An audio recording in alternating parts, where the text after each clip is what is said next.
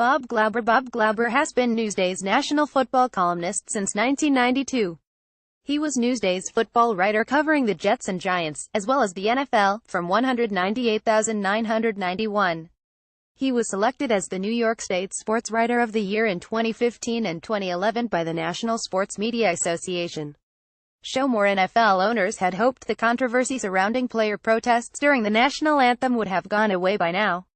But as they prepare for their regularly scheduled fall meetings in New York on Tuesday and Wednesday, the debate surrounding the issue remains intense and the stakes are exceedingly high. With the president doubling down on his condemnation of any player who doesn't stand for the anthem, and with Cowboys owner Jerry Jones threatening to bench players who protest during the song, the emotions continue to run high. As divided as the country is over the anthem protocol and with President Donald Trump challenging the NFL to fire players who kneel, there are also deep disagreements among the owners about how to proceed. While Jones and Dolphins owner Stephen Ross have been outspoken and adamant in their belief that all players should stand for the anthem, 49ers owner Jed York and Jaguars owner Shad Khan have expressed support for players who protest during the anthem. Latest columns: You have to give Trump credit. People are confused on the First Amendment versus patriotism, that if you exercise your First Amendment, you're not a patriot, which is crazy, Khan said Thursday in an interview with Crain's Chicago Business. People are confused on it. Trump knew he could hit on it and take advantage. I think what we're seeing is the great divider overcoming the great uniter. Jones is adamant that players should stand, and worries that fallout from the anthem debate threatens the economic vitality of the sport. We have a chance of damaging not just the game, but in this particular case, the Cowboys franchise, Jones said Friday on his KRLD-FM radio show. Let's come up with ways that we really can give a message about police brutality, or we can give a message about disparity. We can give those messages, but we won't be able to give it if we're not as substantive as we are, and this flag issue is taking away from how substantive we are. The polarization that has developed over the situation is why these meetings have taken on added significance.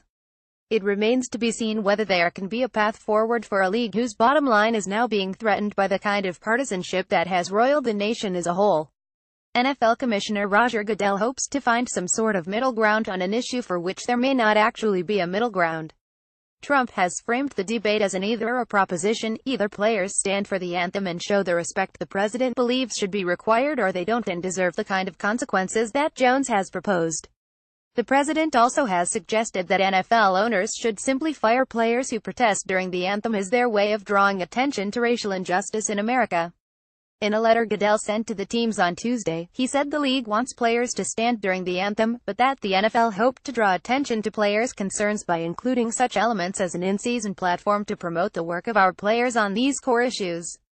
But even Goodell's letter sparked debate, with Trump applauding what he sees as the commissioner's demand that players stand for the anthem and the league's subsequent response that Goodell has not demanded that players stand. At issue may be a single word in the NFL's Game Operations Manual, something that will be a major talking point at the meetings. The manual, which governs all game-related situations involving such things as the way players wear their uniforms, pre-game, halftime and post-game regulations and other game-related requirements, says that players must appear on the sidelines and should stand for the anthem. The word "should" is now at the heart of the league's dilemma. There is a possibility the word will be changed to "must," possibly this week or else after the season, in which case it would be a clear violation of league protocol if players don't stand for the anthem.